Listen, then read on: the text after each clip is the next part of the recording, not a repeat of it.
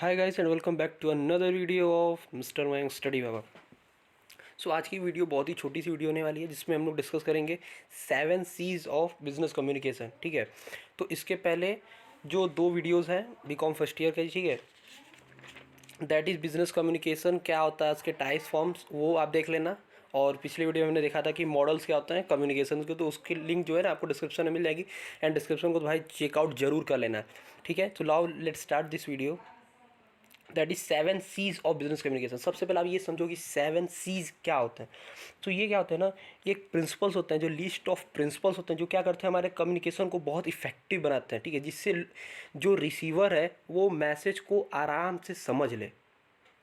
एक बार फिर से मैं बोल रहा हूँ, ध्यान से समझो। ये क्या होता है, लिस्ट ऑफ प्रिंसिपल्स होते हैं जो हमारे कम्युनिकेशन को क्या बनाते हैं, इफेक्टिव बनाते हैं, सही बनाते हैं। जिससे जो हमारा रिसीवर है वो मैसेज जो रिसीव कर रहा है, ठीक है, जो रिसीवर है जो मैसेज रिसीव कर रहा है वो उसको ईजिली अंडरस्टैंड कर पाए, उसको आराम से समझ पाए जिस तरह से वो सेंडर चाह रहा है। समझ में आ गया कि 7 C's ऑफ कम्युनिकेशन क्या होता है। सो नाउ पहला होता है कि क्लैरिटी। सो क्लैरिटी, देखो क्लैरिटी आपको कहीं कहीं मिलता है और इसका, और यहाँ इसके जगह पे आपको क्या मिलता है, क्लियर। सो क्लैरिटी और क्लियर मतलब ये हो गया कि सी इसमें जो मैसेज है वो ईजिली कोई भी समझ सके। मतलब कि क्लैरिटी और क्लियर, क्लियर का मतलब कि बिल्कुल ईजिली अंडरस्टैंड कर सके, आपका जो रिसीवर है वो उस मैसेज को ईजिली अंडरस्टैंड कर पाए। जो आपको उसमें कंटेंट होता है वो क्लियर रहना चाहिए। जो उस पर आप लोग लैंग्वेज यूज कर रहे हो वो सही होना चाहिए कि आपका जो रिसीवर है वो उस मैसेज को आराम से अंडरस्टैंड कर पाए। आपका जो मैसेज है जैसे कि वो इधर उधर नहीं होना चाहिए, वो सब क्लियर क्लियर सब, अगर आप जो बोल रहे हो वो साफ साफ सही से बोल रहे हो। ठीक है, या फिर आप लिख के कुछ दे रहे हो तो भी सब सही सही है, क्लियर है, उसमें कोई फॉल्ट नहीं है, जिससे रिसीवर को प्रॉब्लम अगर होता है तो वो कुछ नहीं सोच पाएगा। लेकिन अगर आपका जो कम्युनिकेशन है वो बिल्कुल सही है, क्लियर है, जिस आपकी बातों को वो समझ सकता है, जो उसमें का आपका गोल है ना वो क्लियर रहेगा, तो उससे क्या होगा कि वो रिसीवर को ईजिली समझ में आ जाएगा। सो पहला यही हो गया कि क्लैरिटी कह दो आप या क्लियर कर दो। तो क्लियर क्लैरिटी मतलब कि जो भी आप उसमें अपना लैंग्वेज यूज कर रहे हैं वो बिल्कुल क्लियर रहना चाहिए, जिससे जो रिसीवर है उसको ईजिली अंडरस्टैंड कर पाए। Now second one is complete. So complete मतलब कि आप जो इन्फॉर्मेशन दे रहे हो वो बिल्कुल आधा अधूरा नहीं देना चाहिए। आपको आपको जो इन्फॉर्मेशन है वो आप पूरा दे रहे हो। क्योंकि अगर आधा आधा अधूरा इन्फॉर्मेशन अगर आप अगर रिसीवर को दे रहे हो तो समझ ही नहीं पाएगा कि आप उससे डायरेक्ट कहना क्या चाहते हो। मान लो जैसे मैं ये वीडियो बना रहा हूँ, अब मैंने आपको 7 C's ऑफ कम्युनिकेशन बता दिए। तो 7 C's में मैंने आपको चार बताया मैंने, और पाँच, वो जो पाँचवा छठा सातवां है मैंने हवा में ही बोल दिया है ये वो। तो इसमें क्या होगा, आप समझ ही नहीं पाओगे। तो इसमें क्या होगा, मैं आपको जब तक ये 7 सातों के सातों चीज़ नहीं सही से बताऊँगा तो आपको समझ में नहीं आएगा। तो आपको जब मैं कंप्लीट इन्फॉर्मेशन दूंगा तभी जो है आपको ये जो है जो भी चीज़ें 7 C's है अदरवाइज जो भी हो आपको ईजिली समझ में आ जाएगा। थर्ड वन है कि कॉन्साइज। ठीक है, कॉन्साइजनेस भी कह सकते हो या कॉन्साइज कह सकते हो। सो कॉन्साइज मतलब होता है ना कि शॉर्ट एंड सिंपल।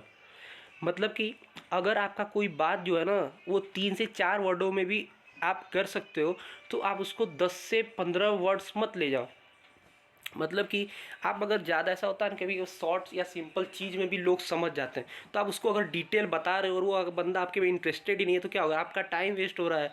सो आप कुछ ऐसी ऐसी चीज़ें होती है जो आपको, जैसे मान लो मैंने आपको सेकंड वाले में बोला था कि कंप्लीट इन्फॉर्मेशन दो, तो कंप्लीट इन्फॉर्मेशन किसको दो, जिसको उसकी ज़रूरत है। ऐसा नहीं कि आप सबको पूरे डिटेल इन्फॉर्मेशन देते चल रहे हो, हाँ भाई ये बात है, हाँ भाई ये बात है, ऐसे नहीं होता। थर्ड वन है कि कॉन्साइजनेस मीन्स कि आपको जो भी दे रहे हो ना, जो भी इसको बता रहे हो, देखो अगर शॉर्ट और सिंपल में अगर काम बन जाता है तो उसमें बना लो। मतलब कि ऐसा कोई ज़रूरी नहीं है कि आप बहुत ही डिटेल इन्फॉर्मेशन उसको दे रहे हो। भाई उसकी नीड के अनुसार उसको कुछ भी है ना इन्फॉर्मेशन दो, उससे कम्युनिकेट करो, कि इससे क्या होगा ना कि आपके कम्युनिकेशन है ना काफ़ी इफेक्टिव रहेगी। और तो और आपका कम्युनिकेशन जब ब्रीफ रहेगा तो आप टू द पॉइंट जो बात है उसको बता दो अपने रिसीवर को, जिससे क्या हो सकता है वो इजीली उसको समझ सकता है। अब आता है कि कॉन्क्रीट।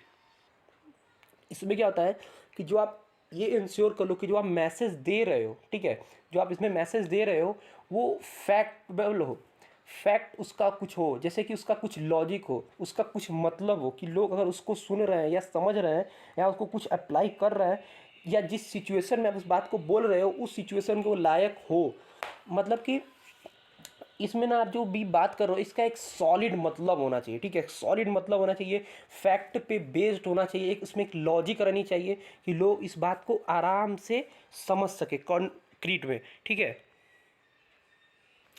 इसमें जो भी फैक्ट्स फिगर है आपको क्लियरली मेंशन करना है, आपको कंक्रीटनेस में जो भी फैक्ट्स है फिगर है क्लियरली मेंशन करना है कि जिससे रिसीवर इजीली उसको समझ सके, ठीक है।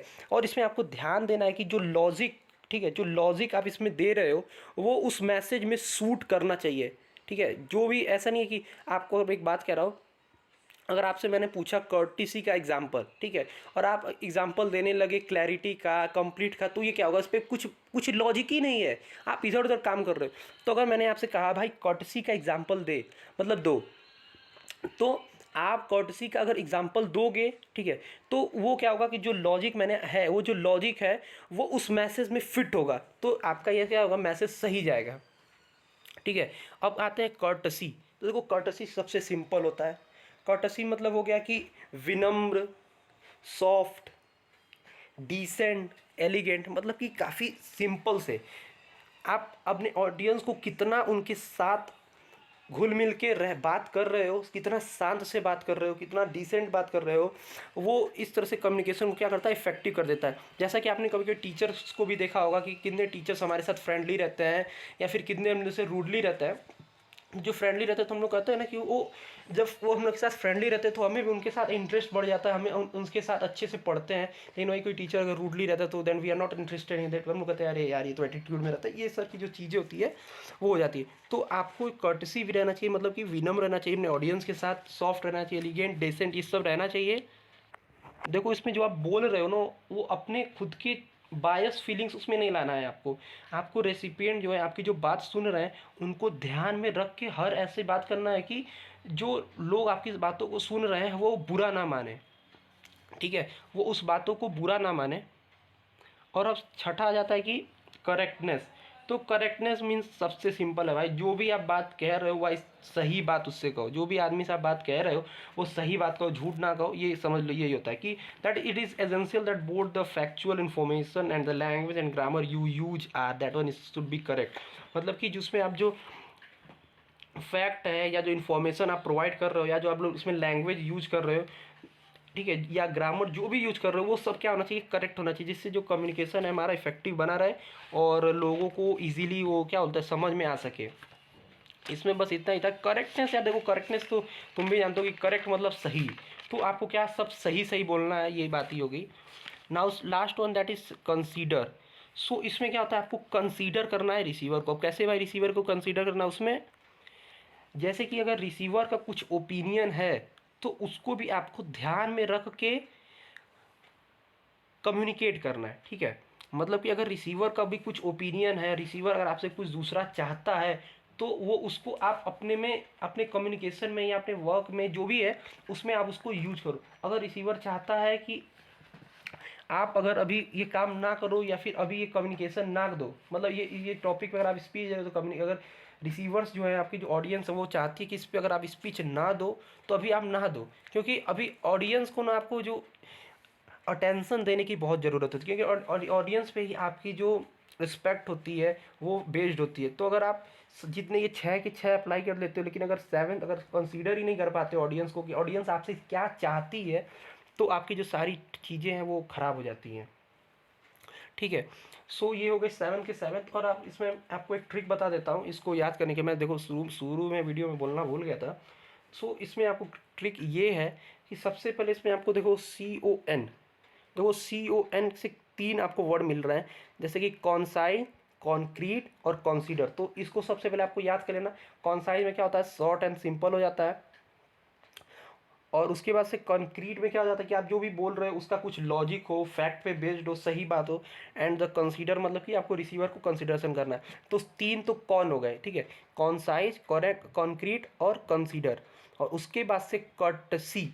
कर्टसी में आप उसको कोड समझ लो, ठीक है, कोड। तो आप समझ लो कि आपको कोड जाना है, तो कोड जाने के लिए आपको उसमें क्या क्या ज़रूरत पड़ती है। कोड जाने के लिए आपको जो भी उसमें कोड जाना है तो उसमें आपको जो भी डॉक्यूमेंट्स लेके जाना है वो क्या होना चाहिए, सबसे पहले तो क्लियर होना चाहिए या क्लैरिटी होनी चाहिए उसमें।